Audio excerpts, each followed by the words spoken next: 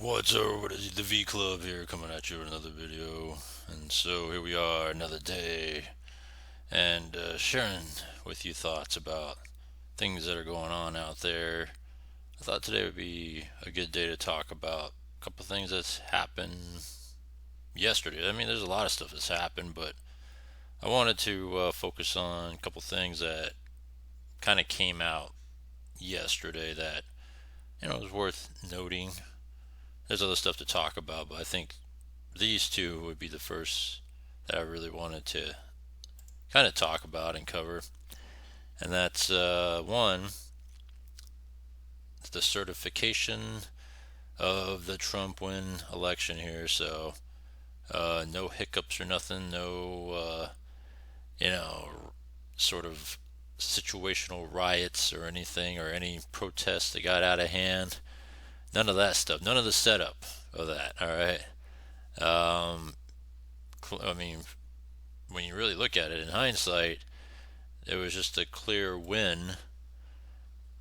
Just moments It ago, wasn't a close. It wasn't like a close call. It was just a big time win. So obviously, you can't contest a big win like a close election was for Trump Biden back in 2020. And so that's where it's at right here. She had to certify her own inside of this loss. building in the Rayburn room, we did hear from Vice President Kamala So that's what Harris happened. make very short remarks to some of the press as she was passing through. Now, I want to re-rack those comments, and then after the fact, I'm going to bring you a bit of a summary on what we saw today, what we can expect also going forward. It was obviously a very important day, and it was about what should be the norm and what the American people should be able to take for granted, which is that one of the most important pillars of our democracy. So, in essence, they're trying to act like they're taking the high road and all this other stuff, that they're better than and standing above all. Is that there will be a peaceful transfer of power. And today I did what I have done my entire career, which is take seriously the oath that I have taken many times to support and defend the Constitution of the United States. Except what you ran on, right? You ran for open borders and all this other stuff. So that's not defending the Constitution if you're running for open borders. Which included today performing my constitutional duties to ensure that the people of America, the voters of America, will have their votes counted, that those votes matter, and that they will determine then the outcome. Man, did the votes matter more than ever? Yeah, it definitely mattered more than ever. Of an election. I do believe very strongly that America's democracy is only as strong as our willingness to fight for it. Every single person, their willingness to fight for it. Shit is drones on this shit sometimes. So as you see, I'm back from assignment, and I'm not really allowed to tell you where I was. And if any of you ever find out, don't tell anyone, because I'll get in trouble. So let's go to D.C., where a big fight erupted today before Congress certified the election.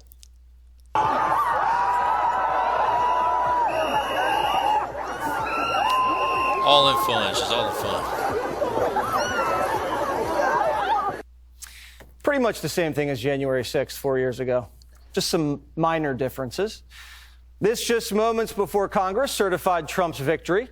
CNN says today marks the most stunning comeback in U.S. political history. And of all people, Kamala Harris was the one who made it official. The loser had to do it. President of the United States are as follows. Donald J. Trump of the state of Florida has received 312 votes. Kamala D. Harris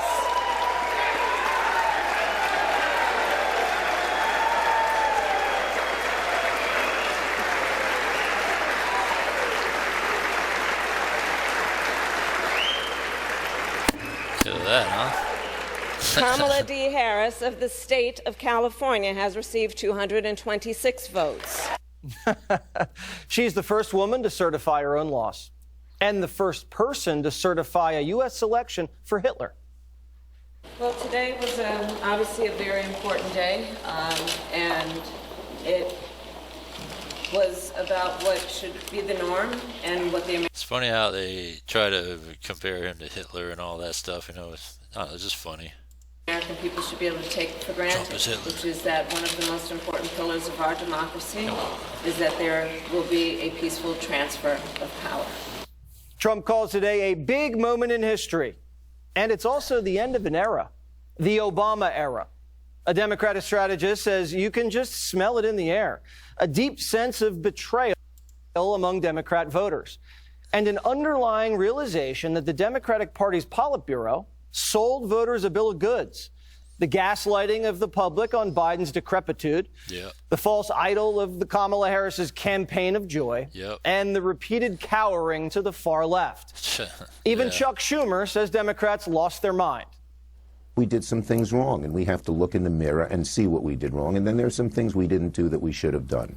One of the things we have to do is we must focus on the working families of America. We talked about the mechanics of the legislation and the details of the legislation. Yeah, they lost all that. The unions, the families, they lost it all. They just completely went out of their mind with this whole far left agenda. They just lost everything. And the constant lying is what it was, too. And we really didn't show the kind of empathy and concern to average, or show enough of it, to average working families who didn't realize how much we had done and how much we care for them. Chuck Schumer staged a photo op on Father's Day grilling burgers and dogs to show he's connected to average working families. Schumer got his one daughter a cushy job at Facebook, and his other daughter's a lobbyist for Amazon. And neither of them ate the hamburger because Chuck put a slice of cheese on the raw meat. He's still saying Bidenomics delivered for working families, but those stupid rubes don't know how good they have it. We just need a new sales pitch. Here's some advice. Stop trying to show you care about Americans and just care about them. James Carville, still in recovery. It's very depressing. It's a but bitter if old you're man. doing political strategy, you know, if you have an airplane crash, you got to go back and find out what went wrong. There's a simple, basic rule of politics is voters want an election about them. They don't want an election about you or your opponent. Cranky old And man. for too much, we lost that. I lost it myself. We made it about Trump, and we didn't make it about voters. And that's all. It's never a good idea. And how could I, at 80 years old, been doing this for 50 years, lapse into that level of stupidity? You know, I got to ask myself. And That means you're but done. I think we did. That's what it means. It's done. You know, let's learn from this. It's a disaster. I was off for 2 weeks on assignment, and I didn't think I'd come back to a new year and still have Democrats struggling over what went wrong. Same with Biden. After hiding from the press, he's now snapping at them. The only thing, my being the oldest president, I know more world leaders than any one of you ever met in your whole goddamn life. Dana made a great point on the 5. All these relationships Biden had with world leaders, what good did it do? He couldn't stop Russia from invading, Mexico from invading, or China from spying. And now he's just monkeying around. You know what you And he talked to a dead prime minister that died in the 90s. France's prime minister. Jesse Helms talked about? Before he died, he said, I made a big mistake, Joe. I should have never said what I said. And by the way, I didn't get on with him at all. But know what he said? He said, I should have never said what I said about, you know, all those folks just got out of trees not long ago like monkeys. He said, I was wrong about that. I want to take it all back. People can change, but you got to know them. You got to talk to them. Doesn't mean you'll do it, but things can change. Nothing made sense there. Biden just told that story to new members of Congress. The moral of the story is that old white racists can change? Why is he telling that story? We don't know, but he kept going. By the time Strom Thurmond left the United States Senate, he had, I'm not making a case for him, but he had more African Americans on his staff than any United States senator had. More. Strom Thurmond had an illegitimate child with a black woman. Never denied it, never stopped paying for his upbringing.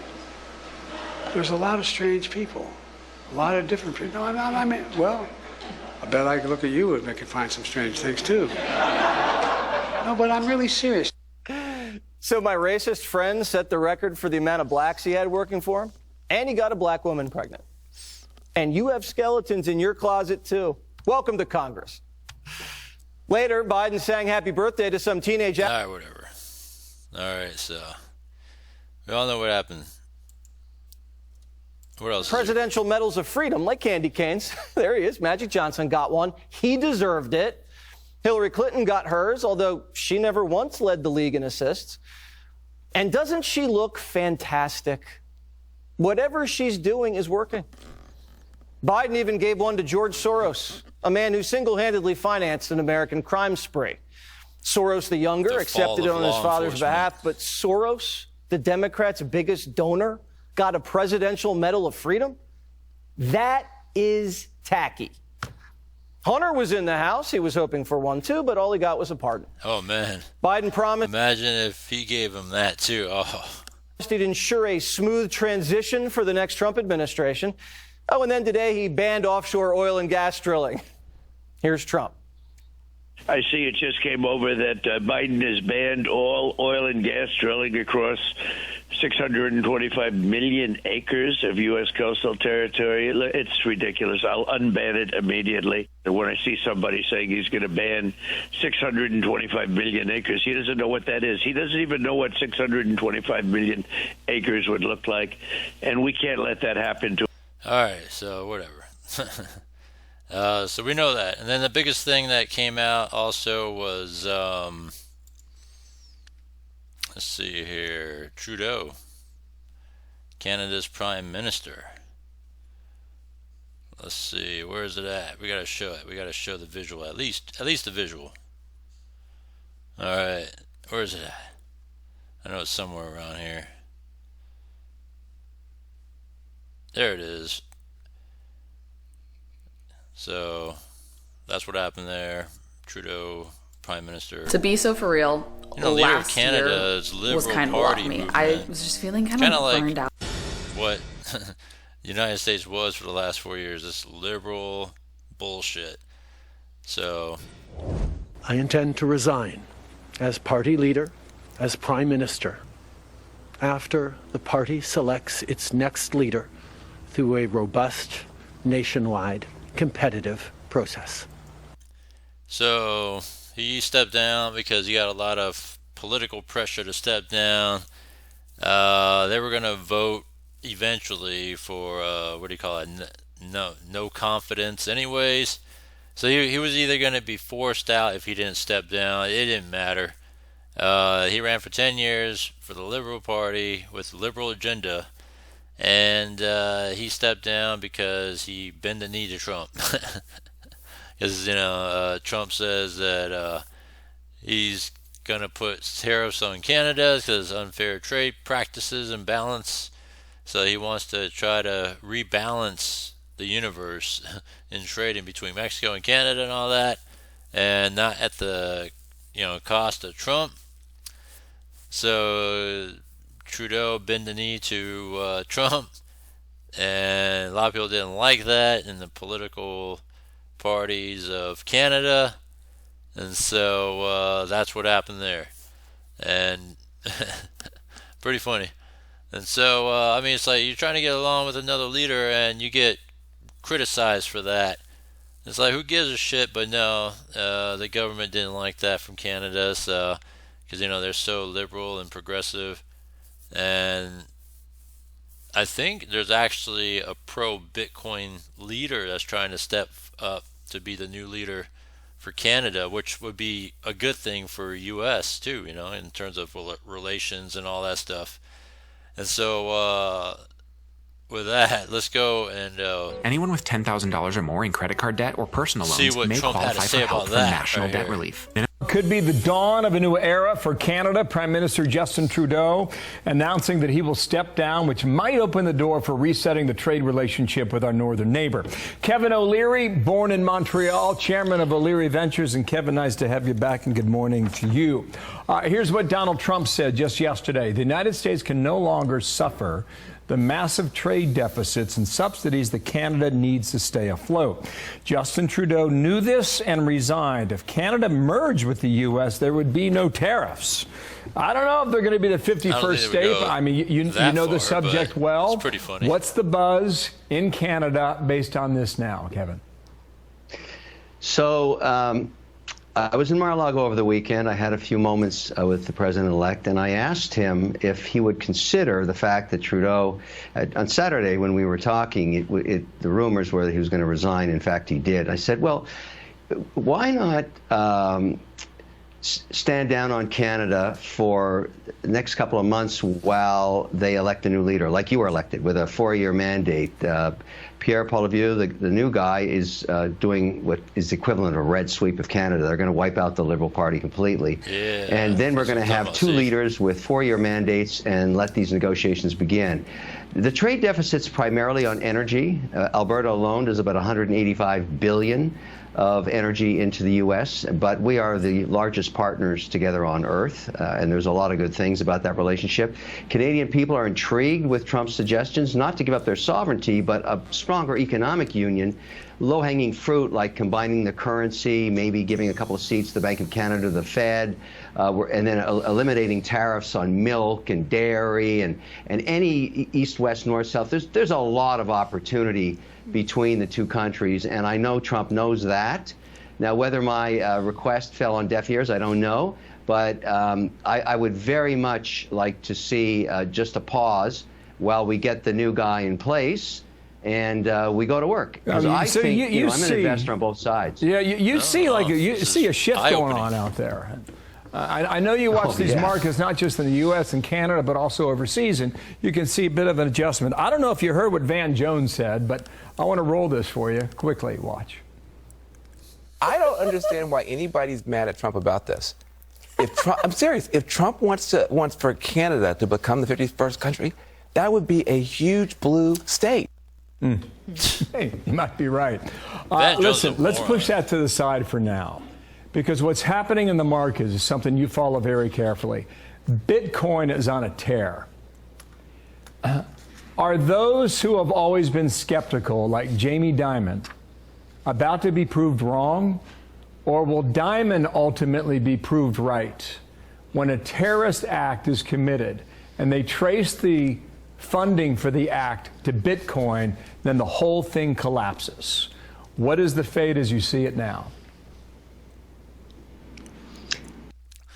Let me just say that with Bitcoin, they had the Silk Road market running black market, doing underground stuff years before it became exposed, and look at where Bitcoin's at now. It still rose in value regardless of how it was used back then. And so in everything in life, when it comes to money and cryptocurrency, it's going to be used in good ways, it's going to be used in bad ways. That's just what it is. Terrorist acts have continued and have been around since the beginning of time. They've been funded by various currencies, including bags of the American dollar. And so I don't think that's going to trigger a change in the tonality of what's occurring on cryptocurrencies. Digital payment systems have a lot of productivity potential. We need regulation. Jamie Dimon's a very smart guy. I have a lot of respect for him, but he also knows what matters are his clients. His clients want allocations of between 1% and 3% for their portfolios. He's going to give it to them. He would prefer it if it was done through a regulatory platform that he was compliant with. And so we need the new administration to come in and put those rules in place. So we're not debating whether Ethereum is a commodity or a security and all the rest of this stuff that's going on. But the potential of digital currencies should be owned, controlled, and developed by the United States of America. And in the case of stablecoins, it's backed by the U.S. dollar, which would make it the global currency. These are all facts. And so we have been held back a little bit by Gensler, although I admire his his focus. Gensler I from sat the too many SEC. hearings with him. He's gone after some folks. Yeah. But stepping CFTC down and SEC, they got to get their act together on this, and they will under Trump. Yeah. We'll see. Kevin, thank you. We'll talk. All right, good stuff. Yeah. So Gensler stepping down too. It's going to be a good thing for crypto. Canada, man, I didn't know it's going to be turning red as well. So that's very fascinating. That I think O'Leary is right. That maybe you should put the pause on tariffs right away, and just kind of wait and see. Develop a friendly and business relationship with Canada, with the new leader. And I'm sure it sounds like it's going to be a great thing to have and going forward with. So good stuff. Good thing. It's a good thing that Trudeau stepping down, Gensler stepping down, Kamala stepping down. I mean, it's all been great. Good stuff here, and something to look forward to in less than 2 weeks. So other than that, comment down below, let me know what you think. And subscribe to the bell icon, that way you can stay on top of daily content. Thanks, and I'll see you next one.